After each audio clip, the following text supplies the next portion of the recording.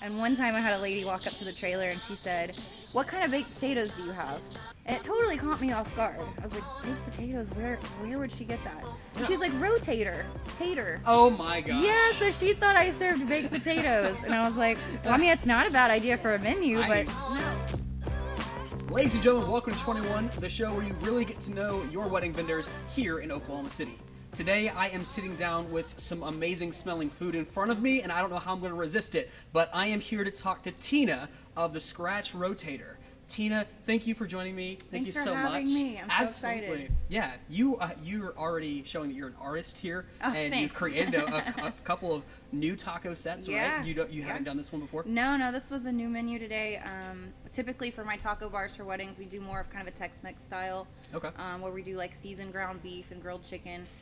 Today I decided for this, it was a little more colorful and fun. I did a basic kind of street taco menu. Okay. So we have some diced beef, marinated diced beef. We have some marinated grilled and sliced chicken. And then we have some al pastor, which is diced pork that's marinated with some Mexican spices. Pastor. Mm-hmm. Okay. Yeah, that one's one of my favorites. Okay. Wow. They're very stunning. They're art Thank for sure. you. I could see somebody just setting this up to take a picture for a restaurant. Do you guys have a restaurant? No, or you guys we just don't. do the food truck? Yeah, no, so I started as a food trailer, and Okay. actually about 7 months before COVID hit, and I bought it new and custom, and then we did some heat and serve delivery meals and stuff when COVID was really bad and people weren't really leaving their homes. Okay. And then COVID sort of slowed down the end of last year, and we really kind of started marketing more of the wedding and the bar service. Okay. So that's kind of what keeps us busy these days. So I still use my food trailer for occasional events. I use it as my commercial kitchen. But typically when we're doing a wedding, we're on site with buffets and warmers and that kind of stuff. Well, we are super excited to be able to talk to you. You're gonna be our first caterer, so you get to be our guinea pig Yeah. on like the questions and everything like that. Yeah, I'm So excited. I'm excited to get started. How this is gonna work for anybody who has not seen this before is we have 21 questions in this fishbowl. You're gonna just draw one out, and instead of reading it yourself, you'll hand it to me. I'll read it to you. You can answer it as openly, as honestly as possible. We don't really have a time limit. We are here at the Broken Horn Ranch, and we want to respect that they do have a wedding coming up. Are you catering the wedding? I'm not this evening, no. Okay, No, all right. not Let's say that'd be tonight. super convenient. Yeah, it would have been, yeah. Been great. So we'll try to be courteous of them, but we're gonna just have good conversation. Sound good? Cool. Yeah, let's do it. Let's go for it. Thank you. Mhm. They do kind of get stuck together, so you have to give them a little A little wave. shake. Yep. Cool. So starting off with a long one. A lot of people operating a small business often have a spouse that's kind of behind the scenes working hard to pay the bills so that we can grow that thing that we've decided we want to do, a passion a lot of times, and sometimes it's a variable paycheck.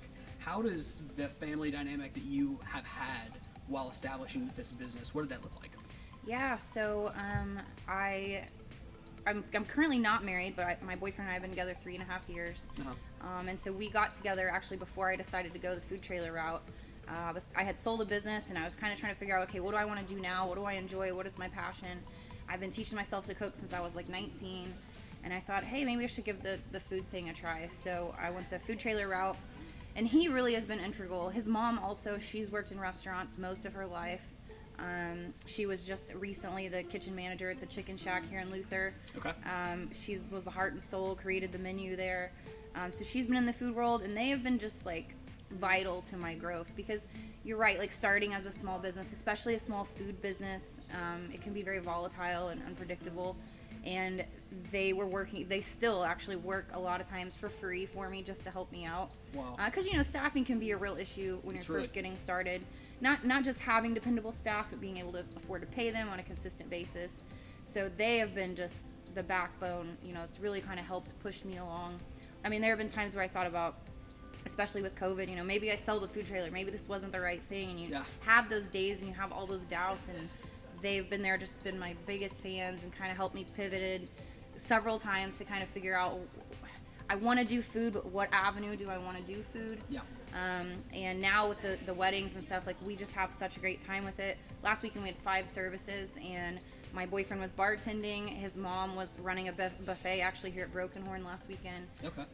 So they've just been so crucial, just to have those people that are willing to give up their time and energy, and to push you on the days when you're just not sure you're doing what you should be doing. Yeah.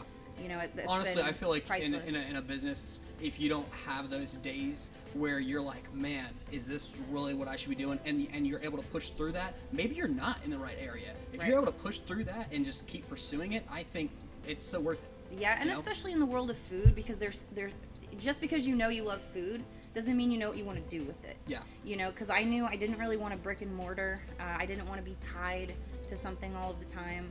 And then even with the food trailer, you know, that can be very unpredictable as far as the different events and a sporadic schedule, and some events make money, some events lose you money, and that can be very discouraging. And so it was just kind of figuring out and testing and trying different ways to apply food to my life to find what I'm doing now, which I really enjoy. I found it funny you say you don't know what you want to do with food. I know what I want to do with food. I want to eat it. That's Right? all I want to do with food. Yeah, I mean, don't That's get me it. wrong, I love to eat it too. But I'm not a great chef, but I'm really good at telling you if something's tasty Right, or not. yeah, So if you which ever I need some appreciate. extra pallets, There you go. let us know. Yeah. We'll be happy to help out. Sounds good. What is the farthest that you found yourself traveling for a wedding?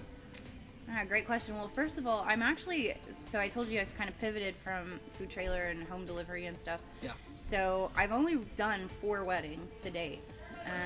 But I'm like last weekend we had 5 services, so things are starting to pick back up. I think now that, you know, COVID is hopefully calming down a little bit.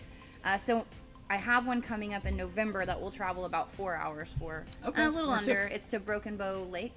Okay. Yeah, they rented a cabin out there, and so we're catering to their cabin. That sounds like it can be beautiful. Yeah, and it's right well, on the lake. Yeah, and we love to camp too, so I thought, why not? And Yeah. we'll take our tent and stuff, and we'll make a little weekend out of it. So I've always, I grew up a country person, country boy, and then I moved into the city. First city I've ever moved into is Kansas City, and then to Daegu, South Korea, and I really wow. have fell in love with the city. Yeah. And all of a sudden I find myself looking at camping and thinking, "There's bears out there. Why would I do that?" Yeah. But you guys love camping. Oh, we love it, And yeah. you guys cook, obviously. yeah, How and does- it's so fun to cook does over it like go for live that? fire. Oh my gosh. You know, and you have to kind of get creative with cooking tools and utensils, and yeah, we love it. We actually lived full time in a travel trailer for 6 months That when we were sounds fun. transitioning between our home in Edmond to moving out here. So Okay. yeah, so we're pretty well versed in the camping world. That's awesome. My wife keeps trying to convince me to buy an RV. Oh, they're She so wants, fun. I know. They probably are fun. I'm just like, it seems scary to have your car and your home all in the same thing to me. Yeah. I'm sure I'll give in once, you know, Uh-huh. and we'll buy an RV and we'll travel and do some fun stuff. Yeah. Her idea is to be able to travel and take our photography everywhere, Yeah, and it'd be that a fun. would be It'd neat. be a fun thing. Yeah, So, that would be really neat. yeah, so we'll see if that ends up happening. But you guys love camping, and Yeah. what kind of foods do you find yourself cooking? Man, we really do kind of get creative with it. We were vegan for like 3 months when we were full-time RVing, and so just doing different things with vegetables. You know, that was an interesting challenge, but that was a lot of fun. Different things with beans and things like that. But I mean, we're also, you know, tried and true Americans. We like a good old grilled burger or some chicken breast, you know. There you go. So. I for some reason see you with one of those giant spatulas cooking a pizza over an open fire. Hey, I've done it. I did Have it. you? Yeah. Oh my So gosh. I have. I don't know if you've heard of them, but they're called uni ovens. Okay. So they're little like portable. You can have a gas option, or you can use charcoal or wood. But it's a little portable pizza oven. Mine's the 12-inch version. Okay. And we've taken that camping several times actually, and made pizzas. It cooks them in like 5 minutes. And it's just like a wood fire oven that you put over a. Yeah, well, no. So That's it's its own self-contained unit. It gets up to like 900 degrees. It has a pizza stone bottom, and then it has a heating element in the back. And yeah, you can cook a pizza from scratch in like 5 minutes. That's really so cool. it's a lot of fun. So yeah, we do all kinds of like creative stuff when we camp. That's so cool. Now that kind of reminds me. This is not a question here because I know I'd want to just ask it eventually. How'd you come up with the name the Scratch Rotator? Yeah, so good question. Yeah. Obviously I get asked that a lot Yeah, because for sure. it's first of all it's a mouthful, but so my Everything Photography OKC is a mouthful, so I get that. Exactly, But you don't want to exactly. change it because you're attached to it. Right, and it does sum up my brand.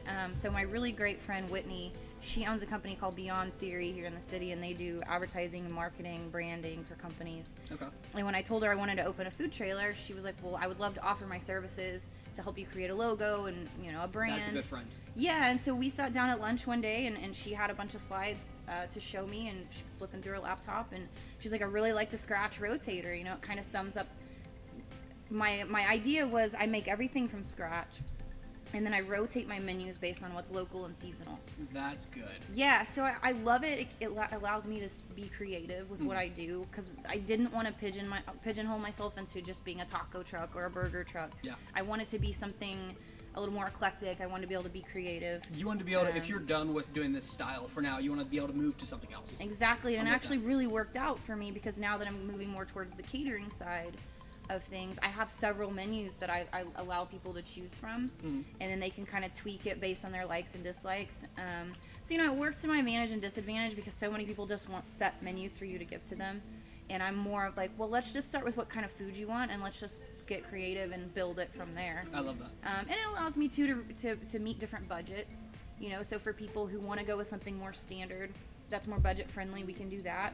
Or for those people who want to spend a little more and get a little bit more creative with their food, it gives me that option. What is a budget friendly option?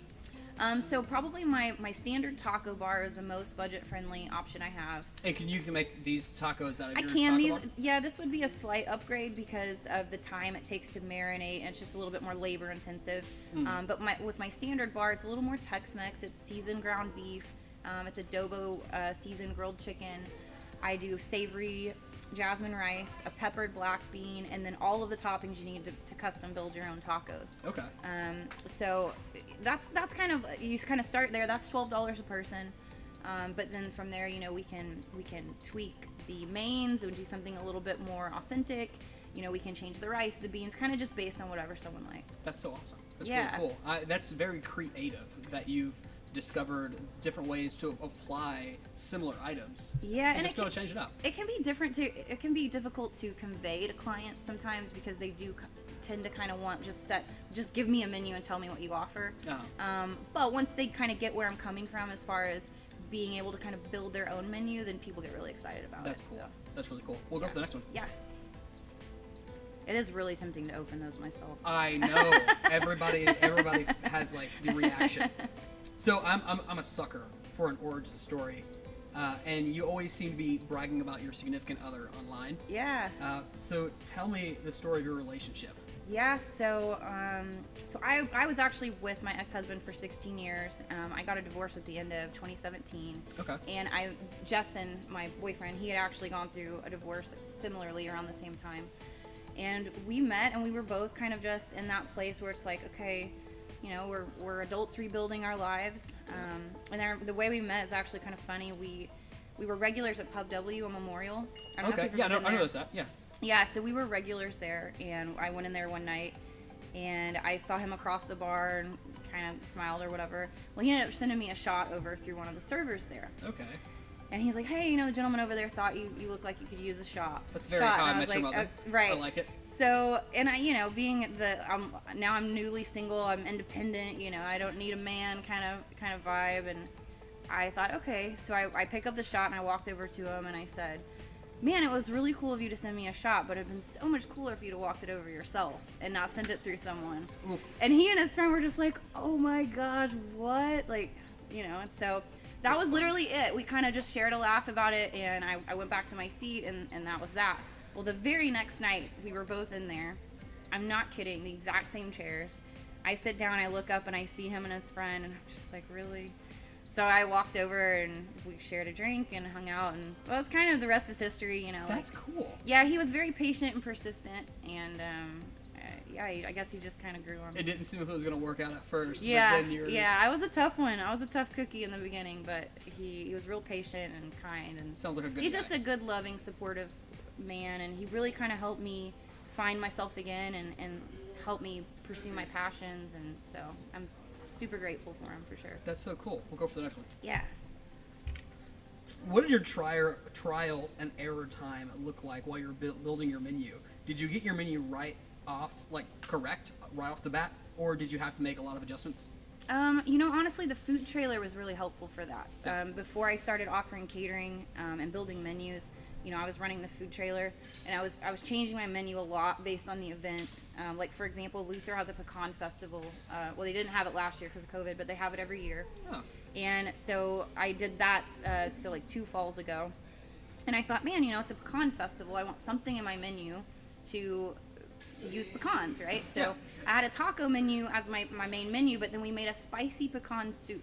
Oh, okay. Yeah, who would have That thought? doesn't sound like anything I've ever heard of. It was very unique, and it was one of those things like you have your first bite and you're like, I don't know about this, and then before you know it, you've eaten the whole bowl. Like, it was a huge hit. So Cool. the food trailer really helped me kind of as my test kitchen to kind of figure out, okay, which of these menus are popular, what do I want to tweak. Of course, when you're building a catering menu, you're also thinking about cost. Yeah. You know, how can I keep things cost friendly for me and my clients? So the food trailer's been pretty integral as far as being almost like a straight up test kitchen for me to practice various menus. Okay. Wow. Where do you usually station your food trailer? So I live here in Luther, about 3-4 miles up the road, and my boyfriend actually, he owns a small business as well. He does construction and welding, fencing, and so he has a huge shop there, and so we just added an RV plug to the end of his shop, and so it stays plugged in all the time there, and That's so awesome. it works as Good basically location? my commercial kitchen. Yeah, That's awesome. Yeah, so I work he has a lot. a good location for it. Oh, wonderful. Yeah. Yeah, and then of course I love Broken Horn, and it helps that we're close to here, so it's Yeah, you makes live catering here. like 5 minutes away or so. Yeah, literally. That's awesome. Yeah. That's cool. Yeah, it's helpful. Yeah. Let's go for the next one. Sure. All right. So, what challenges and advantages do you see in having this mobile kitchen versus a brick and mortar store? That's a good question. I guess the major disadvantage off the top of my head would be I am limited to my cooking equipment. Yeah. As far as, what I have in there and what I have space for. And another disadvantage, I guess, would be because now I offer bar services too. So I do, I can offer full bar service or bartending services for weddings. And there is a particular type of licensing. It's called an alcohol caterer's license. That allows you to have cash bars for people who want their guests to buy their drinks. Okay. In order to have that in the state of Oklahoma, you have to have a brick and mortar kitchen. It's a strange rule, but it's like you have to have a place to warehouse extra alcohol. Okay. And so that's been a little bit of a bummer because I've wanted to pick up that extra license, but with a mobile food unit, you just can't do that. Okay. But a huge advantage is for the occasional events or weddings that want a food trailer. Obviously, I can offer that option to them. So that's obviously a big advantage of having a mobile kitchen. I've actually had it out here Broken Horn before, just outside the kitchen door there, and it was... What did it cost to get it wrapped the way you got it? Because once again, I just love your branding and your logo. Thank you. Like, your friend did a great job. Yeah, what did it cost to get your trailer wrapped? Great That's a big job. thing. Honestly, I used Lettering Express at Oklahoma City, and I want to say total... You kept the logo like that? Yeah, and they were recommended to me by Beyond Theory, my friend's company, and they did an incredible job, and I want to say to wrap the whole thing... I think it was around $1,500. Yeah, it didn't break the bank for That's sure. amazing. Yeah, and they did such a beautiful job. It looked so nice. Wow. Okay. Yeah. Yeah, I'll definitely have to look into it. What was it called? It's called Lettering Express. Lettering yeah, they have Express. a few different locations. I used the one off Reno. But yeah, they were quick, they were professional, they were good on their pricing. You know my brain, that'll be gone real soon. Remember that, Lettering Express, okay? Yeah, I get like my t-shirts and all my business cards, all my signage, like everything great. made there. So. Okay, cool. Yeah. Yeah, we have some stuff we need to have done. So yeah, I highly recommend them. They do a great job. Really cool. We'll go for it. Yeah. How did you realize that you were actually interested in doing the wedding part of catering? Yeah, so the first wedding that we catered, actually the first two were really good friends of ours. They were couples that my boyfriend has known for a long time. They're couples that live here in Luther. So our very first one was Brian and Clancy Hall, and they were so wonderful, and they raved about our food, and they just gave us just the best feedback, and it was such a beautiful wedding. Mm-hmm. And I think just being part of someone's wedding is such a special experience. Yeah. It's so special, I'm a romantic at heart. It's like, I Do like... you get like me and Candace, just teary-eyed? Yes, at weddings? and Yeah. I heard her say earlier her favorite part, about the bride and the dad. I love that. But my favorite part always is when the groom first sees the bride. Yeah. I think a lot of women are that way. Yeah. Which really surprised me because a lot of weddings now will do what they call a first look. Yeah. And so they'll see each other before the ceremony. And I'm like, no. My favorite part is when he's just I so always shocked encourage at how people. beautiful. I love that. Yeah, and Yeah. I always encourage people to maybe do a first touch. Yeah. First touches is kind of like you can go at this door was not glass and see-through. He can be on one side and standing and just looking the other way. She can come while she's all dressed up and like 5 minutes before the ceremony, and they can just hold hands and that's talk to each other, cool. pray, maybe read a Yeah. note to each other. And you'd be surprised, as videographers and photographers, we love the reaction we get, and That it's just sounds so as sweet. good as the reaction you get from a first look. Yeah. And then you get it again when he finally sees that girl coming down to the altar. Yeah, So and I it's- love that too because from the weddings I've seen, the bride and groom don't get a lot of time just to themselves. Yeah. You know, once the night begins, it's such a whirlwind. I mean, I heard you ask Candace, you know, her biggest piece of advice earlier. Yeah. Mine would be eat. Yeah. So oh my many gosh, brides we and didn't. grooms, That's so correct. they don't eat. Like, Yeah. I had a wedding last weekend, and the girl said I had 2 bites of your taco. It was incredible, but that's literally all I ate for the whole night. Man, that's an expensive 2 bites. Yeah, and so wow. we do an add-on, an upgrade service for people. Like, we'll build them special bride and groom plates. And one of the cool things about here at Broken Horn, we did it with Brian and Clancy's wedding, our first one. Is there's an area upstairs where they can go, and we literally delivered Brian and Clancy their own personal meals. That's awesome. Between the ceremony and the reception, so they actually got to sit down, talk with each other, have a quick meal, and then come into their reception. So good. Yeah, because I mean, just getting that special time. So I love that with the first touch, like just being able to have that moment where it's calm, it's quiet, and it can be a really tricky thing to find a private place to do that. Yeah. Because usually, for some reason, it just turns out that a lot of times the best place to do it is very public. It's in this very open space, and there's a bunch of eyes watching you. Yeah. And I like to keep the bride as hidden as possible. Yeah. From dad and mom and from everybody until it happens. So that's kind of difficult, but it's so worth it. I love that idea, though. Yeah. That's a really It's cool good. It's good, and it always gives good photo and videos. Yeah. Yeah. We'll go for the next one. Okay. Cool. So, before beginning the Scratch Rotator, what did you actually do? Well, actually, I ran a martial arts academy. I knew it was it jiu-jitsu? Yeah. I would say it looked like Brazilian I thought I saw a picture of you and maybe your kids. No, I don't have any children, but Okay, I they were taught the kids. children's program there. Okay, yeah. cool. Now I don't do jiu-jitsu myself, but like I said, I'm a big fan of Joe Rogan. Yeah, and he's always he's a talking cool about dude. it, and Yeah, we with my ex-husband, he is still a professional jiu-jitsu artist. Okay. And black belt, and so we had an academy here in the city. Okay. We bought it in 2010, and so we had it for 7 years before I sold my shares of it to him. But yeah, I trained myself, and then I also taught our 4 to 7 year old group. We called them our tiny warriors. Oh, that's adorable. One of the coolest things I've ever done. It was so rewarding. Yeah. Do you still practice? You know, I haven't in the last few years. It's tough when your academy family becomes your family, and then trying to pick a new school can sometimes be difficult. So I haven't really done much in the last few years. But right before I stopped training, I did my first tournament. It was actually overseas. You look like somebody who could roll. Thanks. Yeah, really it was do. so fun. It's really fun. I did a little Muay Thai too, but Jiu-Jitsu is kind of what I was focusing on right before I stopped training. And I did my first tournament in Copenhagen, Denmark. Okay. Yeah, I got third, which was pretty cool. One of the hardest things I've ever done. Yeah. It is a very, very Such a tiring physically taxing martial art for sure. That's but amazing. a lot of fun. Good job. Yeah, I highly recommend it. You got to keep that up because you're obviously proud of it. As soon as I mentioned it, your face went yeah, right. well, and so. it's funny too because people just don't expect it, So it's kind of fun to share that. Yeah, I mean, I can see you with some gloves and just it's fun. going for it. Let out some aggression. Yeah, absolutely. Let's go for it. Do you have any mentors you're currently looking up to, or anybody you follow on social media as far as the food trucks and catering goes? You know, honestly, I'm almost embarrassed to say no because I think everyone should have a business mentor. I guess you could say I watch food nonstop. I mean, I listen to food podcasts. I follow food blogs. I watch, Food Network constantly. You know, so I guess there are like celebrity chefs and stuff that I kind of try to mimic some of the stuff I cook after or I take inspiration from. Yeah. But honestly, I don't necessarily have a mentor right now for my catering. That's probably going to change because I've honestly only been really focusing on the wedding catering and event catering side of things for the last couple of months. Yeah. Like really putting my effort into it. Well, I'm not gonna lie. As soon as I started looking for caterers and stuff like that that do weddings, it was pretty quick that I found you, and I think that brides and grooms are finding you the same speed. So you're putting yourself in a good spot. It's incredible too. Like I wouldn't have imagined how much Marketplace would be such an amazing tool for marketing a business. Yeah, I thought of Marketplace as, if you need to sell a dresser, you put it on Marketplace. Yep.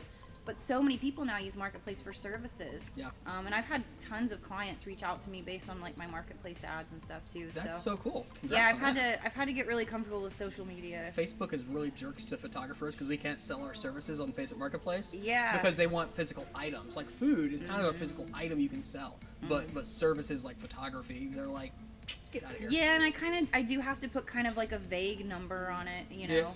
And so but typically people understand that about marketplace when it comes to services and so the number kind of helps. Yeah, so like because when you're selling something on marketplace, it requires you to put a price. Yeah. Well, I can't necessarily put like a set price for everything I offer. So you kind of have to come up with sort of an average or vague number, and then when the client contacts you, you let them know, hey, yes, that is accurate if you want this, but otherwise we can custom build basically whatever you'd like. That's awesome. Yeah. That's cool. Yeah.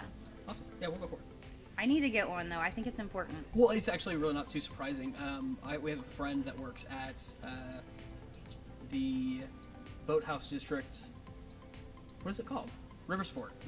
Nate is the chef over there, and he kind of said the same thing. It's like, yeah, he just watches a bunch of Food Network and food shows, and he's really having anybody he looks up to specifically, even though all these people are great. Yeah. But yeah. So I think even just have a business mentor, just someone who, like I said, like social media is so big now with how you promote your business, and it's not something I'm super well versed with. And so I think even on that aspect, I could probably benefit from having even just a business mentor that helps me with that kind of stuff. Yeah, good chance. What have you found to be the most rewarding thing about creating your own business? Because I guess you've had would you consider the martial arts academy your business? Oh, absolutely. Cool. Yeah, So, I did most of the actual business operations for the company. So great. For sure, by far the most rewarding thing of just being your own boss and having your own small business is the freedom. Being able to make your own schedule, to me, is everything. Isn't it weird how it doesn't feel like work? Right. It is work. Yeah. But it feels just like you're living the life that you're meant to live. It's so cool. Yeah, and it's funny too because for a long time with the brick and mortar stuff, I was like, I don't want to give up every weekend, every holiday, But it's funny because now with the wedding and event catering, that is when they happen, right? It's like evenings and weekends, and so I've been giving those up a lot. But it doesn't feel like a sacrifice. Yeah. Especially with weddings. I mean, to be part of someone's special day is so cool. Most of the times, the weddings we're booking is on the weekends, and our week ends up free. Yeah. And so it becomes, I don't want to give my weekends because we play D&D, and we love being nerdy and going to movies, and we're big Marvel fans. But it's just the change of, now we give up our weekend, but now we have the rest of the week. Exactly. And now, we do have to edit photos and videos and stuff like that, but we have fun doing it. And it was an easy trade-off. Yeah, your weekend becomes like Mondays and Tuesdays. That's exactly right. So it's not the worst. Yeah. Hotel rates are cheaper on Mondays and Tuesdays. There we go. And we love to travel, so we just travel during the week instead of the weekend. I think I have a couple questions in here, so I won't go too far with your travel stuff. Okay. You guys love to travel. It's all over. Yeah, we love it. So what's been a highlight in your career so far? Last weekend, for sure. So last weekend we had 5 events between Friday night and Sunday evening. Oh my gosh. Yeah, and did you have time to breathe? Not really. Wow. But it was so fun. So Friday night we catered an in-home rehearsal dinner. Okay. Then Saturday we had a wedding here at Broken Horn that we did drop off catering for, and I had 2 bartenders here. And then we were right up the street, when I say we, my boyfriend and I, at Esperanza Ranch, which is just a few miles up the road. We have a wedding coming up real soon there, but I haven't been there yet. Yeah, it's a beautiful venue. It really is beautiful. And so we were up there, and we bartended a wedding that evening at the same time. So first time to have a simultaneous, 2 simultaneous events. And then Sunday evening was really cool. We bartended a birthday party at someone's home in Edmond. Oh, wow. And so it was just, by the time we sat down Sunday evening after that last service, it was just like, wow, I can't believe I actually pulled all of that off. Obviously with good help. Yeah. How hard did you crash, though? So hard. Yeah. Yeah, but then Monday I was up and I'm like, okay, this is my weekend. Like, it's time to reward myself for all my hard work. Did you make sure to do a lot of social media posting and stuff like that during all those events? Because no, I'm having the a stretch worst like about that, it. I suck too. She's amazing. She'll be the one get photos and stuff like that, and then remind me to post them. I'm terrible about it. The whole week leading up to it, I thought, oh man, I'm gonna get so many great photos for my marketing, because the Friday night menu was a pasta bar, and I didn't actually have any good photos of that, because I've been telling people I offer it, but I didn't have any great photos of it. Yeah. I thought, oh, that'll be nice, and then the bar service at the other wedding at Esperanza, we had some specialty cocktails that we had made, and I was like, oh, I want to get some good pictures of my cups. Yeah. And no, we hardly got any photos. Do the photographers not usually send you guys photos? Because sometimes I find like it's almost a half and half thing. for our photographer friends who are shooting weddings is like some of them send them and some of them don't. Yeah. And a lot of times it kind of comes down to the bride and groom asking, hey, would you mind sending us pictures of the caterers and stuff like that? Yeah, and I didn't know like specifically how to go about that, because I know sometimes it's the food and the drinks are a little bit of an afterthought for photographers. Not on purpose, but just because there's 100 other things you have to focus on and make sure you get photos of. Here's a big deal thing is we love cross exposure, right? So if you say, hey, if you guys would take a picture of this, I'd love to tag you guys in our posts. Yeah. And I can't see a photographer saying no to that. Yeah. You know? Yeah, so I definitely, it's something I've got to get better about. You get so caught up in the moment, and you're moving and working, and it's like, oh, I really wish I would have got a photo of that. Yeah, so I'm with it. We'll get better, and now that I know that I can reach out to photographers, thank goodness, all of our events last weekend went off like huge success, and we got several great reviews from the brides and stuff that we worked with. And one of the brides, I'm pretty sure I'll be lifelong friends with now. She's just the coolest lady. That's so cool. And she reached out to me and said, hey, like, do you have any photos from Friday night? And I would love to send you any photos I have of you guys on Saturday. And so, so she actually was proactive on making sure, hey, if you need some photos, I may have some. So does she own her own business? She does actually. I bet she just has an knows in-home how it goes. daycare. Yeah. It's usually business-minded people who tend to do that. So it's great. Cool. We'll go for the next one. Okay. My fingers don't work sometimes. What goal would you like to accomplish before the end of 2021? I think getting back into a balance of work and traveling again. Okay. Because that traveling kind of took a little bit of a back burner when I was building my business, and COVID made finances unpredictable, and so traveling got a little bit slower than I would like, because I mean, if I had my way, I would travel a couple times a month easily. Okay, now I'm just gonna, if we come across a question, then we'll just toss it out, but I'm just super curious, where are you looking to travel to? Yeah, so my favorite, I love traveling internationally. Yeah. I like domestic travel too, and I will say my boyfriend has really given me a much deeper appreciation for all the amazing things right here in the U.S. Yeah. Because I think I kind of just overlooked it because I was just looking big picture. Yeah. He's taken me to some beautiful, like we just went to Eureka Springs. Arkansas. I don't know if you've been there. Yeah. Yeah. It's gorgeous. Yeah. So many beautiful places to camp in Arkansas. We've done some ATV camping and trails and stuff there. And so he's really kind of opening my eyes to like, hey, but there's really cool stuff within driving distance too. But we are doing a trip we're going to Nashville this weekend for just a quick trip. And then we're doing a trip to Europe in October. Do you guys have a YouTube channel? No. You should. Yeah. You should, absolutely, yeah. Whether it's to promote your business on the side, because people are always going to be curious, how are you paying for these trips? And then all you guys say is, hey, I have a catering business, and people might like that. Or whether it can be to make a scrapbook, a video that you can show your future kids when they get your age, and they're like, this is the cool stuff I was doing. I used to be cool too, Yeah. And it's just a fun thing. We had a YouTube channel in South Korea the entire time we were there, because for two reasons. One, we wanted to show the soldiers, because I was in the army, that there was something to do in South Korea. So when you have to get stationed there, don't freak out. It's okay. It's fun. Yeah. And then two, we wanted to show it to our kids when we finally had kids and they were old enough to comprehend. Dad and mom were in their young 20s. Yeah. And this is the fun stuff they did. So, Thank you for your service, by the way. It was a fun time. I didn't do anything dangerous, anything like that. I had a great time. Yeah. South Korea, I can't say I've spent any time there yet. If you go, of course, everybody's going to tell you to go to Seoul. Seoul Incheon is a fantastic place. Yongsan, which is Hill of the Dragon, it's a fun, really, really good place. You get every bit of South Korea that you can imagine in this small area. So cool. Yeah. Oh, then again, Busan's good too. Yeah, Busan is the beach city. I've never been to such clean beaches. They really are clean as beaches. Yeah. Really. You wouldn't think that, I guess. I wouldn't. Yeah. They have this amazing way of doing things that maybe big cities do this, but I haven't seen it. The elderly people there go around with carts, and they have and they pick up boxes and trash, and they get paid to do that in their old age, and it's only old people who do it. And so they keep the beaches clean like that, and they keep the streets clean, which is really interesting. Yeah.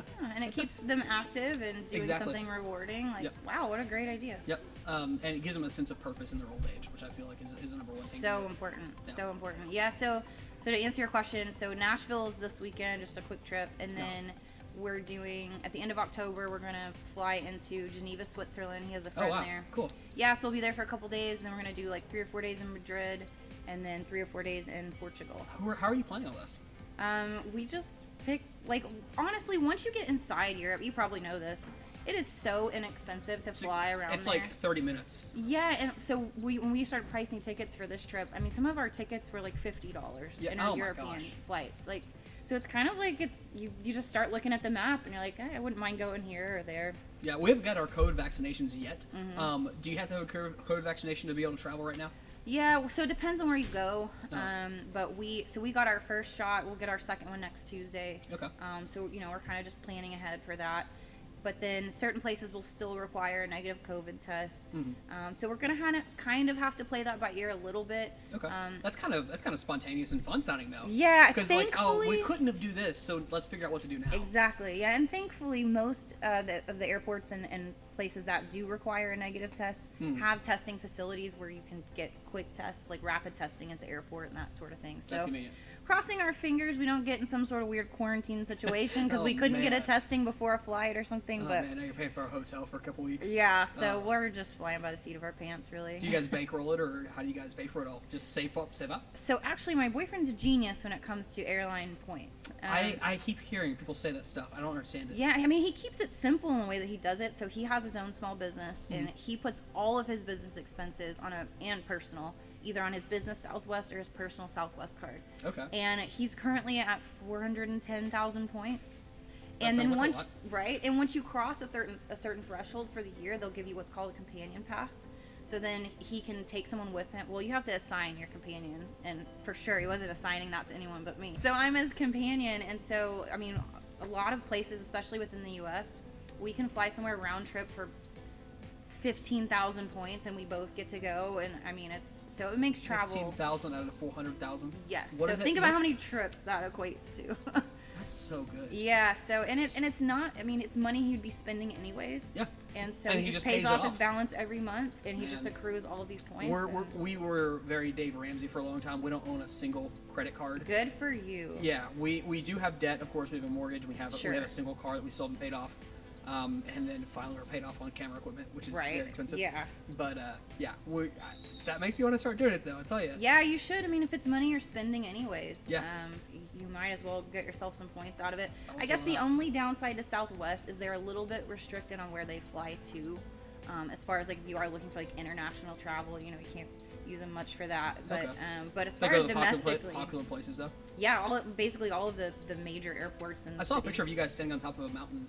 With a mountain behind you, with a beautiful mountain range. Yeah, that was in Peru. That was in Peru. That was in Machu Picchu. That was gorgeous. Yeah, so we did that trip the February right before COVID really kind of started, becoming tough. So that was our last big trip before COVID. Have you guys been to Thailand yet? No, I've heard. I have a friend who's been. She said it's beautiful. We went to Thailand, and we spent an entire week there. It always amazes me how cheap like hotel stay and stuff like that is when you go to these countries, and the fact that we got to stay at a resort right on the beach, and it was a resort, you know what I mean? Yeah, that's what my friend said. They stayed in Phuket, I think. Yeah. Where did we stay? It wasn't Phuket, was it? Yeah. Oh, it was Phuket? Okay, yeah. She said the same thing. Yeah, I feel bad for this girl because the very first day we were there, we wanted to go surfing, of course, and we're from freaking Oklahoma and Missouri, we've never been surfing. So she puts the board in the water, and the tide's coming in, and the water pushes the board right against her toe, and her big toe does that with the toenail. And so it was the very first day in Thailand. So for the rest of the week we were there, she's limping around, she can't do anything. And I'm sitting there, I'm in Thailand, I'm gonna enjoy it. Sure, yeah. So, well, I'm sure she was trying to power through too. She's such a trooper. Yeah. She said, girls always amaze me how much pain y'all can take. Yeah, it's pretty crazy. And it's funny too with those types of trips, like you always underestimate how much walking is involved. Yeah. I mean, it's unbelievable how much you'll walk exploration, in a day. exploring, and why stay at the resort? You're not really gonna get what you came for. Exactly. But okay, cool. I don't know what we just answered, but we'll go for the next one. I always forget by the time we get here. So you and your family are obviously an action-packed family, whether it's traveling or whether it's four-wheelers or whether it's jiu-jitsu and Muay Thai. That's freaking amazing. You stay active together. Tell me about these hobbies and what really got you started in them. Yeah, so we just really like to be outside. Yeah. And I think, honestly, for me, because he grew up in the country, me not so much. I'd say I'm more of a city girl. But when I met him, we started spending more time outdoors. The full-time RVing, I think, is really what opened my eyes to just how enjoyable it is. I mean, waking up to the lake on a nice morning, I mean, you just can't beat it. That sounds amazing. And I love to fish, and my ex-husband was not outdoorsy at all. Yeah. So we never did those types of things, but Justin is. He loves it. So we started fishing, so then we bought fishing kayaks. So now we do that. That's fun. We started kayaking working at River Sport. Mm-hmm. Have you been to River Sport in OKC? Yeah. It's fun. It's amazing. We started kayaking there and going to the Lake Overholser. But so where have you guys kayaked and fished at? Most of our kayaking has been done at Lake Arcadia just because it's close and easy. Okay. We've kayaked at Broken Bow Lake. That was a lot of fun. We just did that recently, about a month or so ago. We did some kayak fishing out there. There's a couple other like big ponds like on properties, just people we know of that we'll take them to. I've been meaning to get him over to Overholser because I haven't been there yet. He said it's really cool. It's a fun. It has so many paths to go through. Yeah, he said it almost has an area that feels kind of like a river, and I think that would be cool. Yeah, so. You're just blocked from view of anything that looks like a city. Yeah, and it's really cool. It sucks you in. Yeah, and then, I like it because it's good wildlife observing. I like snakes from a distance, Ugh. and so yeah, right. I know. That's how I feel when I see them, but I get excited to go and see them. You know what I mean? And so you kind of kayak close to the trees, and you just watch the snakes. I stay away from the banks as much as possible. I even get nervous because there's little plug holes in the kayak, and I have this irrational fear that a snake's gonna come up through one of those little plug holes. Yep. I can't. Well, there's so much opportunity. If I was a snake, that's where I'd hide. Yeah, and some of those snakes are aggressive. Like the water moccasins and stuff are aggressive. We watched a video just yesterday of a water moccasin attacking. Like it came into a family's garage and it started attacking them, and they went inside. He's attacking the glass door, trying to get up. Why? What? I don't know. What like makes them so mad? I don't know what kind of snake was in the Garden of Eden, but it was definitely. It might have been a water moccasin. Yeah, so I'm not a big fan of that, but it's part of it. You know, you take it into account. But then we bought 2 new ATVs. I saw that. It's cool. Yeah, those look expensive. Those Polaris, right? They're actually not bad. So we bought them from Jones Off Road, and I got mine without the racks for like $3,800. Like brand new. Really? Yeah. So I mean, do the racks add on a lot? Well, he got the farm racks on his because we'll put alfalfa, like hay for our cows and stuff on there sometimes, and you don't really want that sitting directly on your 4-wheeler because it'll scratch it. Okay. So he has the farm racks, and if we ride them like to fish, like there's a pond nearby, we'll ride them to sometimes. It's nice to be able to strap your tackle boxes and stuff on there, but so we got mine without and his with, so we had one of each. Okay. We bought new trek bikes, so we bike a lot. I'm a huge fan of like city biking, so we'll go park like in Mesta Park, and then we'll bike to Midtown and Paseo, and the Plaza. You know, we'll bike somewhere and have an appetizer, and then we'll bike somewhere and have another appetizer. Oh, that's so fun. Yeah. And you're burning calories by the time you get to the next point. Yeah, you can feel okay. Not? You like have a beer at each one, but you're like, no, but I'm burning calories in between each place, so it's fine. That's awesome. That's yeah, a great it's idea. so much fun. We left our bikes in South Korea just because it was a last minute thing that the guys were, were packing up, and they were like, "Oh, do you have anything else?" And I said, "No, I don't." And they barely understand English, and I definitely don't understand Korean. Sure. And they were pulling away, and then I realized the bikes are downstairs, and so I run outside, and they were close enough that I could yell at. But now I'm the crazy American guy yelling in the middle of the middle of the city, so I didn't do that. So we need to get new bikes. I keep getting reference to Trek.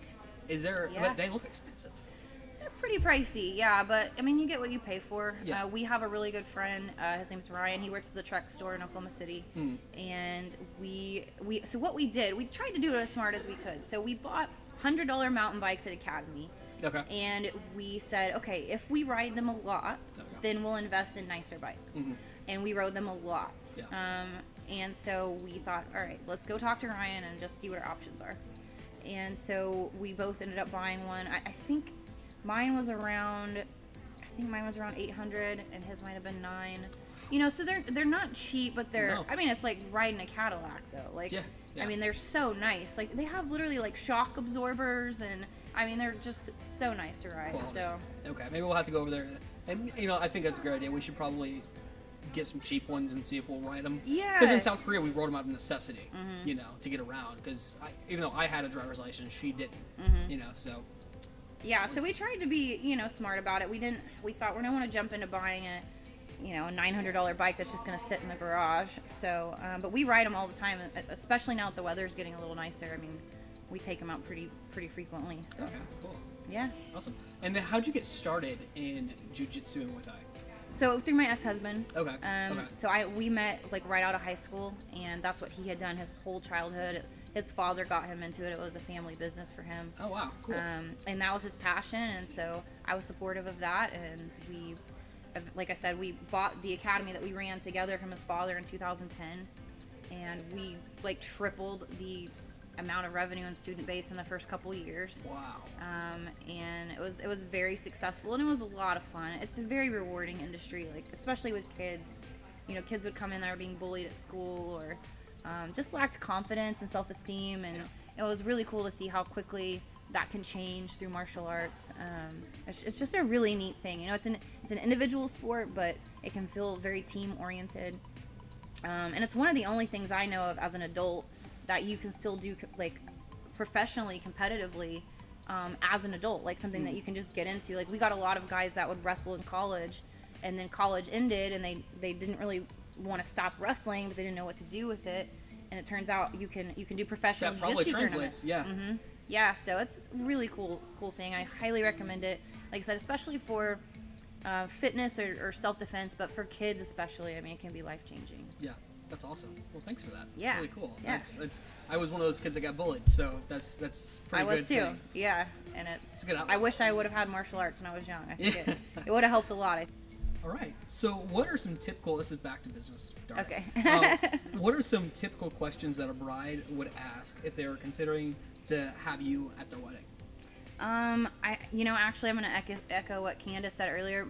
One of the first questions typically is price. Yeah. How much is it? Yeah. You know, which is a very important question to ask. It's not a fun question to answer always, because it's like I want to do something cool and fun and creative with my menus, and sometimes it's just a matter of no, I just need to feed my guests and here's my budget.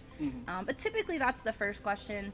The second one usually is, do we serve the food, or do the guests serve themselves?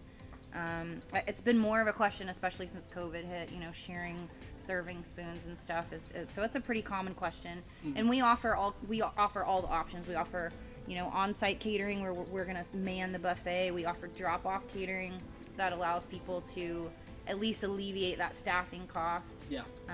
So we offer several options for people. How much cheaper is it to have it dropped off versus? It's honestly not much cheaper. So for just a general example, my taco bar that I mentioned earlier is $12 a person. For drop-off catering, it's $10.50 a person. Okay.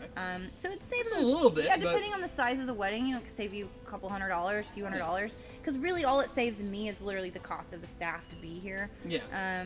Because I still have to If you buy have 100 disposable people. chafing dishes and stuff that I have to understand, okay, that might end up being left behind, which is an additional expense for me to have to buy each time. So it's not a substantial savings, but for someone whose budget's kind of tight, it is a nice option. That's cool. That's Yeah. cool. I think having those opportunities to be like, here's my price, and then the bride's like, hey, I don't know if that's in my budget. It's like, well, we can scale back here and here. That Exactly. can help you at least get booked. Yeah, because I hate turning people away. Yeah. I feel like there's no budget I can't work with really, but we just might have to get creative. We might have to scale things down a little bit. But I hate telling people no. Yeah. So We have a lot of I stuff try in to our figure it packages. out. I'm sure this is the same, where you can just take pieces. It's like, Exactly. no, Yeah. We can work together, but maybe we can take this away, and it just makes sense to do that. Yep. Yeah. So just customizing based on what they need. Yeah. Versus what they want. Right. Which is a very difficult thing. We interviewed Malia from Master Moments by Malia, and she said one of her biggest challenges is to try to get the couple to realize what they want and what they need, and get them to go with the things that they need. Yeah, and I think when you really care, it's hard. So this is a great example. So last weekend, the wedding that we did here, we did the drop-off catering for. Well, typically with drop-off catering, it's going to be dropped off within an hour of when you want your service done. They're going to start some sterno candles to kind of keep it warm. And it's like, I drop it off, I leave, I'm hands off, Yeah. I have a very hard time doing that. Yeah. Because I feel like, well, what if it's going to need to be stirred, or what if I need to find a point person that's going to keep an eye on cleaning and refilling. It's very hard for me to just drop it and go. That makes sense. I can understand. Yeah, so last weekend that was what we were supposed to do, but I ended up having a staff member here until like 30 minutes through service, just stirring and moving things around. And because you're helping. so proud of what you do, you're like, oh, I'll eat the cost of this. Yeah, exactly, because that's the other thing with the drop-off catering. Yeah, right? The sterno candles, those are always not they kind of heat one specific spot, and then maybe it burns something, or it overcooks something, or dries something out. And that's a reflection on my food, because I want the food to be as fresh and, you know, as good as it possibly can be. So, you know, that's a part where it's like, oh, they only paid me for drop-off catering, but can I really leave it? I don't know. So that might be something I have to figure out. That's funny. Yeah. That's challenging. Yeah, That's it challenging, is. because you're right. That directly reflects on your brand and your quality of service. Yeah, that'd be like for you, I guess, like back in the day when we used to do like the little disposable cameras on the tables, and then you just have to cross your fingers and put your name on it. It's like, ugh. This is well before we started doing wedding photography. You're a little bit. How old are you? Can I ask? Yeah, I'm 38. I'll actually be 39 in October. Okay, cool. So you're about 10 years older than us. So was there ever a time that you remember that photographers just dropped off disposable cameras? Was that a thing? No, I don't think so. I think okay. people bought those for their own weddings, but I was just trying to give an example are of like. expensive, by the way. Yeah, I don't even see them anymore. They're in Walmart, but they're like $15 for like one. Wow. It's nuts. Yeah. Yeah, it's funny how far things have come in my lifetime as far as the things I've seen. I mean, when I was little, we had 8 tracks and huge box televisions. And yeah, box televisions. I got 8 tracks. I remember seeing the first one. I was like, "What the heck is that?" Yeah, my mom and dad had some. The one that always comes to mind is the Conway Twitty one. There was like a Conway Twitty 8-track that my dad would play. That's fun. Yeah, so things have come a long way. Yeah, for sure. Technology goes so darn fast. Yeah. I don't know if you ever listened to what Elon Musk talks about. He's talking about Neuralink and stuff like that, and I'm so intrigued. Did you listen to the Joe Rogan podcast? 5 times. Yeah, so when we travel, especially if we're gonna, because we road trip sometimes too. Anytime we road trip, we listen to podcasts. Cool. We typically end up listening to Joe Rogan. And so on our last trip to New Orleans, we listened to the one about the neural link and the quarter size hole in your skull that can make you walk when you don't walk, and it's just like, it's insane. I'm willing to adopt Tesla and the self-driving aspects that they have going on. I really want a Tesla. I don't know if I'll because I'm usually a late adopter in technology anyway. Right. I was one of the last people that I know to get on Facebook. Yeah. And I'm just a late adopter when it comes to tech.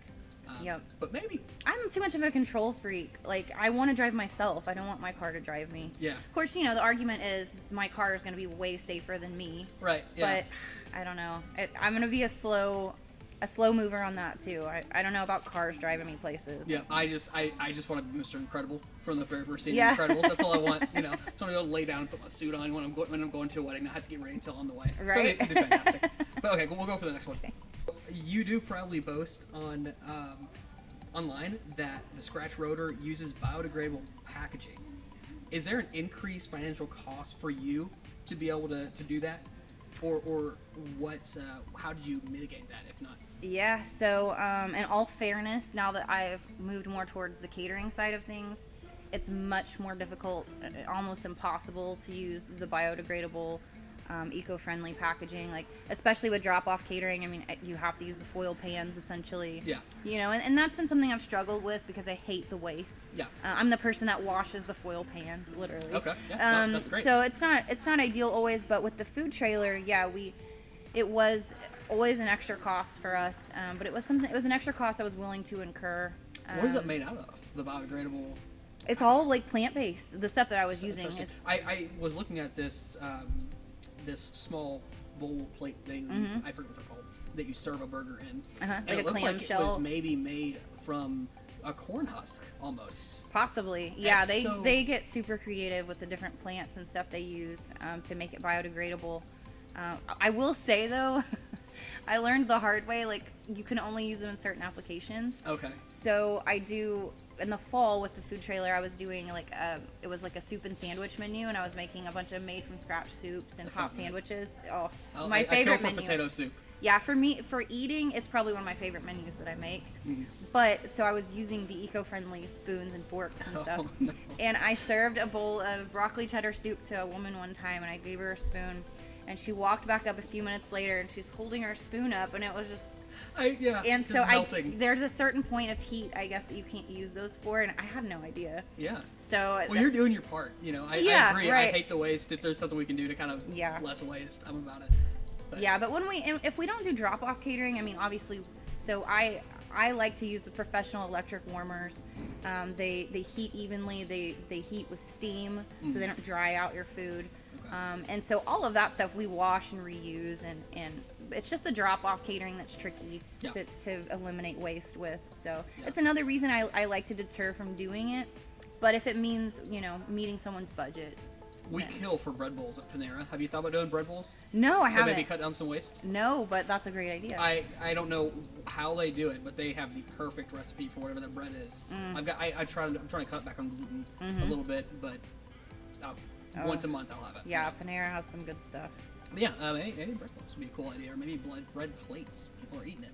Yeah. Or birds are eating it. Yeah. Hopefully it won't explode. Right. Like this rice. I keep hearing people are, when you throw rice at a wedding, birds are eating it and exploding because they just eat too much. Yeah. So now they have a bunch of eco-friendly things that you can do there to get away from rice. So creative people in all areas are trying to figure out ways. The other day I heard of it's like a plant-based trash bag that like is biodegradable, which I was kind of surprised we hadn't thought of that sooner. Yeah, that seems like a no-brainer almost. Yeah, because those bags are just being thrown in landfills, and then the stuff inside of them is decomposing and breaking down, but the bags themselves don't. And so it seems like we would have thought about that a little sooner. To be fair, before you said it, I didn't think about it. Yeah, but it does just seem like a natural step if we're trying to eliminate a little bit of waste. Yeah, a lot of creative people out there, though. Yeah, that's how you make some money. Get some creative ideas that's really going to help people. That's it. That's it. Exactly. Cool. We'll go for the next one. Okay. When people think of the Scratch Rotator, do you think they have a certain meal that they think of? So a funny answer to that, actually. Yeah. So when I first started moving the food trailer around to different events, people had no idea what I served. I chose a very kind of general branding for that reason, because I wanted to be able to change it all the time. But the downside to that is people don't know by just looking at your trailer what it is that you serve. Yeah, that makes sense. sense. I had all kinds of people guess. And of course, we always have a menu out, but people would try to guess. And one time I had a lady walk up to the trailer and she said, "What kind of baked potatoes do you have?" And it totally caught me off guard. I was like, baked potatoes? Where would she get that? Yeah. And she's like, Rotator. Tater. Oh my gosh. Yeah, so she thought I served baked potatoes. And I was like, well, I mean, it's not a bad idea for a menu, but no, I don't have potatoes. So yeah, that is tricky a little bit with the name sometimes, but usually when I kind of explain, I just make everything from scratch and I rotate based on what's local and seasonal. They're like, oh, get it, the Scratch Rotator, So it takes some explaining sometimes, but it gets the point across, and it allows me to not be like one set thing all the time. So. Yeah. So you don't feel like maybe they think of anything, but if they're gonna think of something, maybe a country person might think of a potato. Yeah, they thought of a potato. So I don't know. I don't know. Okay, we'll go for it. We'll leave that there. Yeah.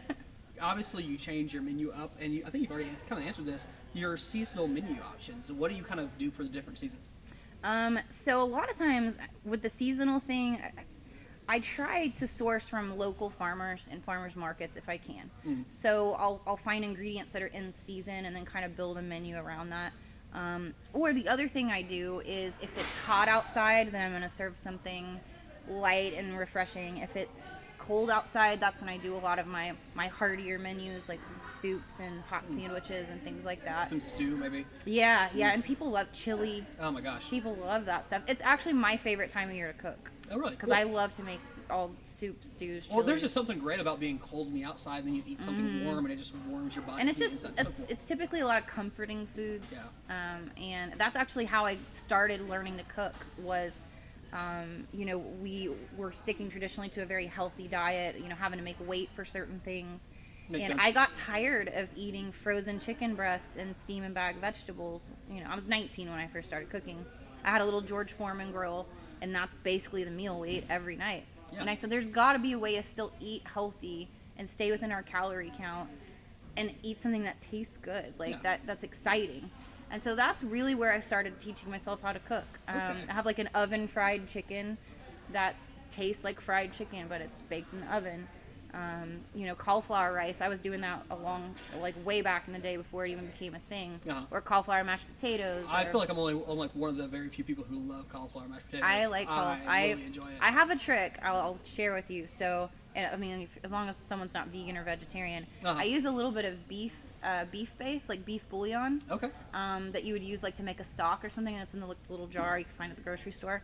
I put a little bit of beef base in my cauliflower, and it gives it that like umami flavor. Okay. Because I think a lot of times that's what people don't love.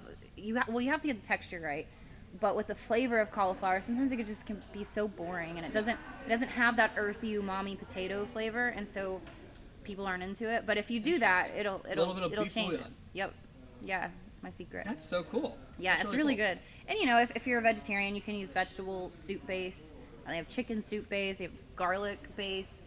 So you can switch it up. But yeah, the beef one gives it that like umami flavor that you get from potatoes. That's so cool. Yeah. Huh. All right, we'll go for the next one. Cool. Justin is your boyfriend? Is that right? Yes. Okay, yeah. cool. Well, he seems to be a king on the grill.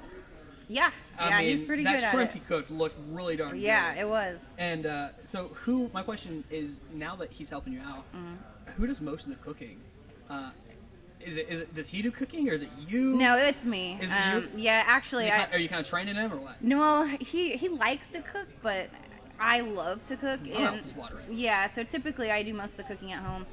That's the shrimp picture that you're talking about. I wrecked my ATV, and I almost cracked the whole end off my tibia. I cracked the top of my femur, and then I had like 9 stitches in my hip from how hard I hit the handlebars when I wrecked. And so I couldn't walk for like 2 weeks. They didn't want any pressure on my leg because of my fracture in my femur. And so he was having to do like the shopping and the cooking, and so that's where that picture comes from. So that was him like stepping up to the plate. That's amazing. When I couldn't do it. Yeah. Is there any plans? I don't know. No? He sounds like a keeper. We love weddings. We love the idea of it, but we're also both kind of, I don't know. What's the rush? How long have you guys been together? 3.5 years. Okay. Yeah, Nice. So we're both kind of, if it happens, it happens, Yeah, y'all sound pretty solid. We might actually turn a part of our property into a wedding venue eventually. Ooh, what would you do? Something kind of similar to here at the Broken Horn. It would start much more primitive. My biggest thing is I just don't think there's enough venues that offer overnight stays. I agree with that. Yeah. So do they do that here? They don't. And I think that ends up being a little bit of the issue with the Luther venues, just because Uber doesn't even come out here. Yeah, I used to drive Uber in Oklahoma City. Yeah. I can't imagine. I just want to ask my Yeah, so any of the driving services, they'll bring you from the city here, but they won't come out here to get you. Yeah. And so, and also too, when I got married at the Sand Plum in Guthrie, and you rented the whole building. And so we had the entire building for the entire night. And so all of our guests had rooms to stay. Well, our wedding party had rooms to stay in. Yeah. And so you didn't have to worry about anyone, getting home or cutting the night, ending the night early. I think a lot of bride and grooms don't even really get to start enjoying their wedding until like 9:30, and then they get an hour and a half and they have to be out of the venue. So our thing is like we're gonna have some mini cabins. And so that way, it'd be much more rustic feel. Yeah, absolutely. But for people who want that option, it would have like a big bonfire pit. It backs up to the Deep Fork River. So it's beautiful. You can hear the river moving. Oh. So our thing is just having cabins for people to stay in. I think would be really neat. Maybe we do a breakfast really cool. the next morning. Something kind of like a bed and breakfast kind What do of you vibe. think the time is on that? Like when you guys would do that? It'll be a little while. I mean, we might do our first event this fall, but it'd be more of a just kind of getting people out there familiar with the location. As far as like starting to add the cabins, I mean, that's probably realistically a 2 to 3 year plan. Okay.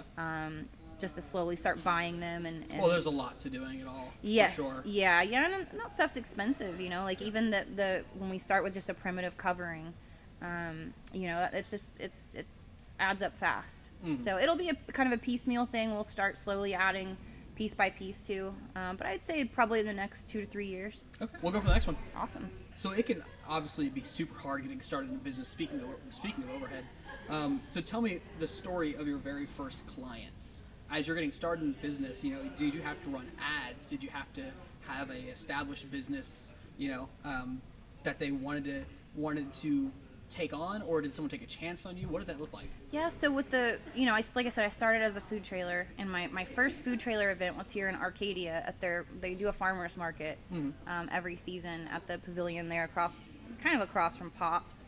And that's where I started. They were looking for a food trailer to have at their market, and I try as best I can to source from local farmers. So it seemed like a really good fit. So I was there for a few services, And then we were just kind of bounced around to different things. You know, you kind of search online for what's happening. We did the Watanga Cheese Festival. That was a lot of fun. I have a friend who owns he runs the tap room at Rough Tail Brewing off Memorial. Okay. And so we've sat up there a few times. You probably saw some pictures on there from those services. Yeah. The most recent one we did was a pizza menu. Okay. Oh my gosh, that pizza looked real good. Yeah, it was Is that good. about like a month ago or so? Yeah, we've been out there 2 times now with the pizza menu. Okay. But yeah, the last one I think was like a month or so ago. Okay. Yeah. But honestly, now that I've kind of shifted my focus to the wedding catering and event catering, really it's just getting involved with different wedding groups on Facebook, and just staying active, making sure you're on there every day, making sure you're answering people's questions, making sure you're making your own individual posts. Yeah. But obviously social media is the main area where I do all of my marketing and stuff. Yeah. Do you have a certain social media outlet that's getting you most business? Yeah, Facebook, just because I don't... Is it Marketplace? Well, Marketplace, and then just posting in the different wedding groups, posting on my business page. I'm not super savvy with Instagram. I know I need to get better with it. Me, you, and Candace are all in the same. Yeah, I know I need to be, but I just... Yep. Honestly, Facebook has been producing so many, bookings and leads that I just haven't really done much with Instagram yet. I don't really use Snap. I'm an older generation, I think, when it comes to technology, and I don't enjoy social media on a personal level. It's mostly just do it for my business. I'm with that. That's what I do. Yeah, and so I don't mess with Snapchat a lot. I think I've been on TikTok one time for like 2 minutes. We're trying to do TikToks, but I'm naturally cringy enough. You know, and I feel like you have to be like super cringy to do TikTok and just not be aware of it. Yes.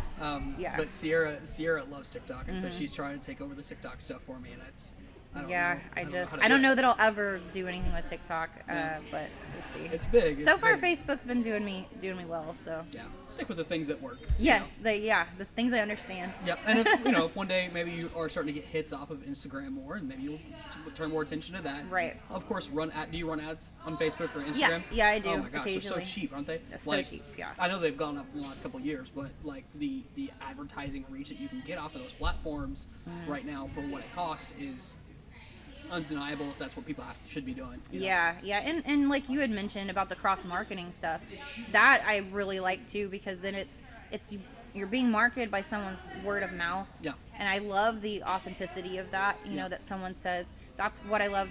I mean, I love many things about Broken Horn, but Candace and I, we cross promote a lot on social media, and it's nice because then you have someone who's literally speaking to them and saying, no, like, I've had her food, it's good, and then that word of mouth is my favorite way to get business.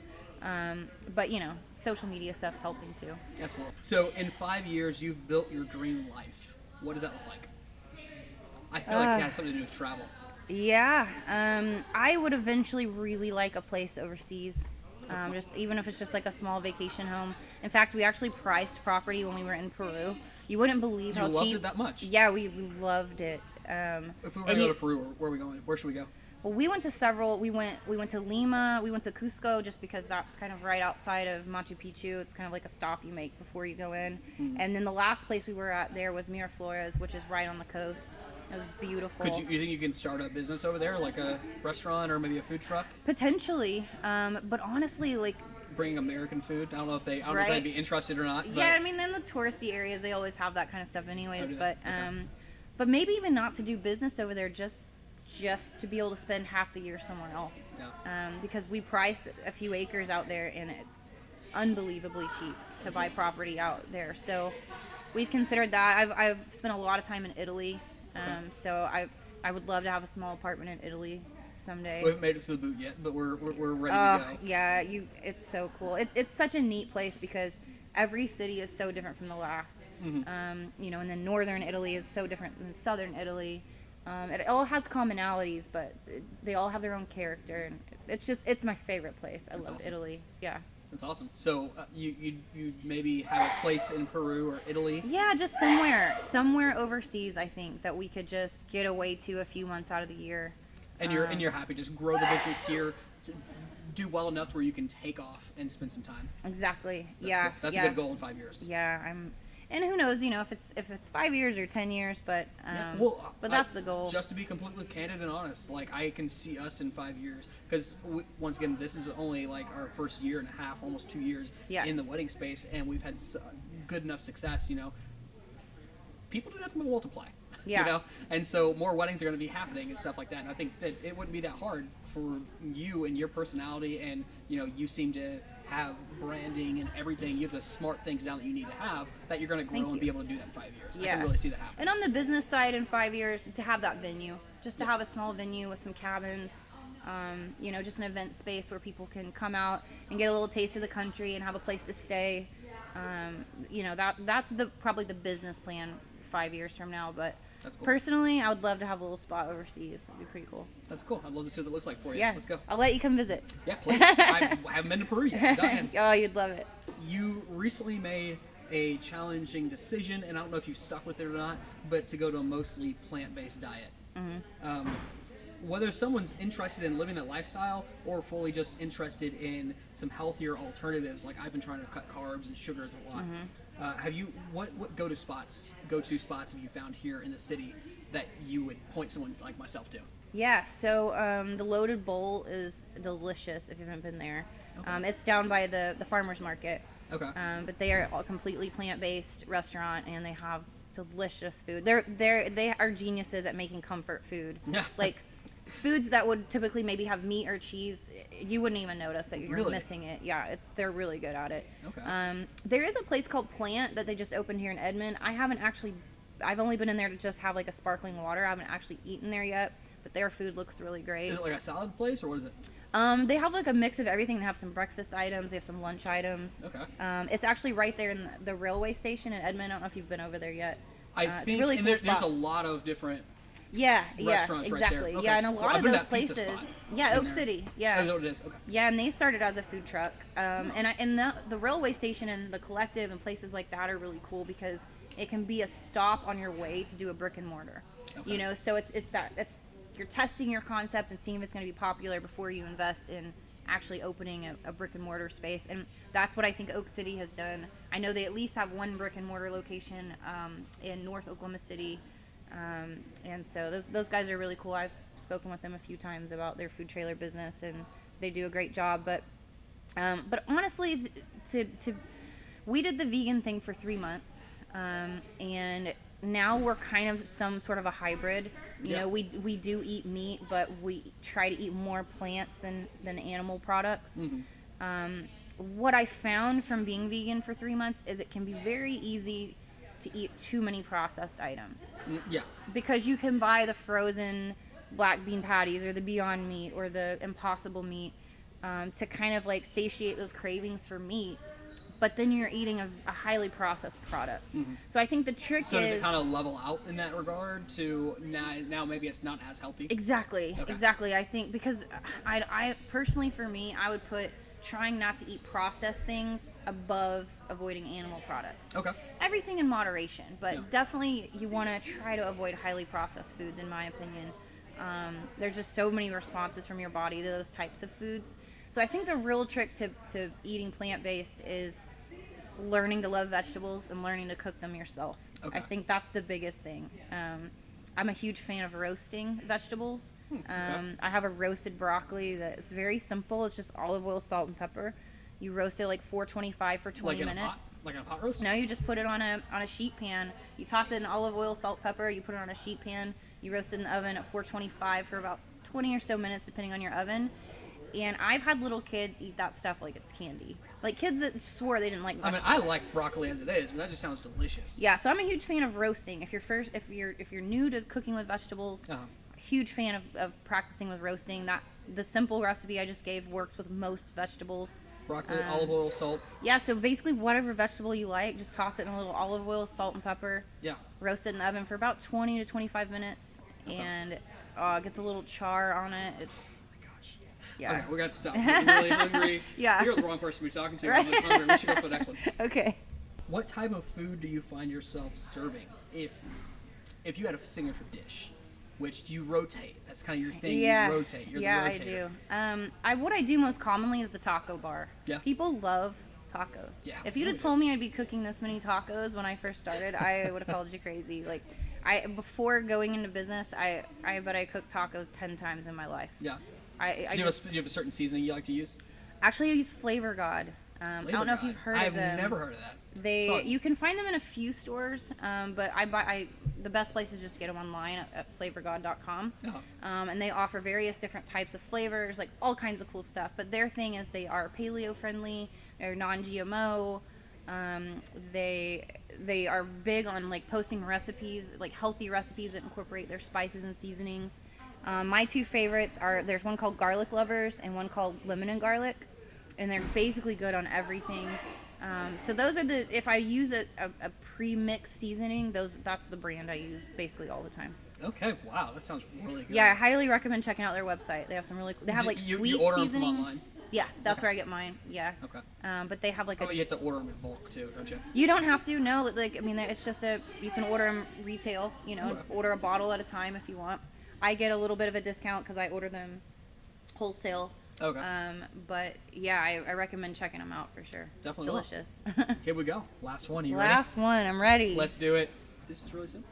Okay. I love this. We were kind of talking about this with our cameras. And, we've been through a lot of stuff today. We've talked about your love for jiu-jitsu, and we've talked about your past owning a business, and we've talked about starting this and the roots of it. Now I'm just dying to know, what did it cost you to create this entire thing? And what is it going to cost you think, in the future to keep running it? Is it self-sustaining at this point? Have you paid for most of the stuff you're going to have to pay for on the big-ticket items? Or what is it going to take? Yeah, so when I bought my food trailer, I paid for it outright. I actually ordered it from a custom trailer company out of Corpus Christi. It's called Johnny's Lunch Boxes. Okay. And they make custom food trailers. And I got a great deal on it. I got it, it's kind of bare bones. It came with a charbroiler, a flat top, and a 2-fryer basket, a refrigerator, 1 prep table, a storage rack, and then of course all your sinks. And it was $23,000 new. Wow. Yeah, I was shocked because I had started gutting an old trailer that we had on our property. Yeah. And I was going to refurbish it into a food trailer. And I got it down to the bare bones and realized how expensive it was going to be to build it. And we found this company, and I thought, I can't do mine for $23,000. So I ended up buying one new. And then, who knows how much I've spent on equipment. Yeah. Warmers and knives and spoons and bowls and containers. I'm not really sure. Right now, it's becoming more self-sustaining. Starting a business right before COVID hit, that was very event-based was a challenge. Obviously I didn't have a lot going on during COVID. Even the stuff that we did do, I was building meals and delivering them to people's homes. So really at that point, the trailer was just a kitchen for me. And even now, I don't take it out a lot. It's fairly expensive to just move in general. I have to use my boyfriend's 1-ton truck to move it. It's a pretty heavy trailer. It's a big trailer. Yeah. So there's expenses with gas and propane and transporting and just the unknowns of the food trailer world. But now that I'm more on the catering side and it kind of just sits in one place and it's basically my commercial kitchen, my business is becoming even profitable, and that's kind of a newer thing. You're breaking the barrier finally. Yeah, it's only been in the last 4 or so months that it's actually been a profitable business in any substantial way anyways. Yeah, absolutely. So we're getting there. We're getting there with every booking. We're building up that account. Eventually I want to buy another small trailer, so so who knows? Sky's the limit. That's awesome. Well, thank you so much for it was hanging a pleasure. out with me. Real quick, tell this camera right here your social media and anything you have going on. Okay, cool. Yeah, so social media on the Scratch Rotator on Facebook and Instagram. As you heard, I don't have a Snapper or TikTok as of yet, but you can find me on those 2 major outlets. Follow my business page on Facebook to see any upcoming events that we'll have the trailer at. And if you or someone you know is getting married or having a special event, email me at thescratchrotator.com. Gmail. There we go. Yeah. Thank you so much. And once again, if you have the need for some of those fancy, good-smelling, good-looking tacos, I'll tell you what, your branding is on point, your food's on point. Thank I'm you. dying to have some of that broccoli and cheddar you were talking about. When it gets to be wintertime or cooler outside, I am going to find you, hunt you down, have some of that because you're talented. Thank you guys for watching. If you haven't yet, hit that subscribe button. Every single Monday, we're bringing you another vendor here in Oklahoma City. Thank you, take care, and we'll see you next time. Bye. Cool. There we go. Yeah. Let's go. Hey, you nailed it again. Yeah, I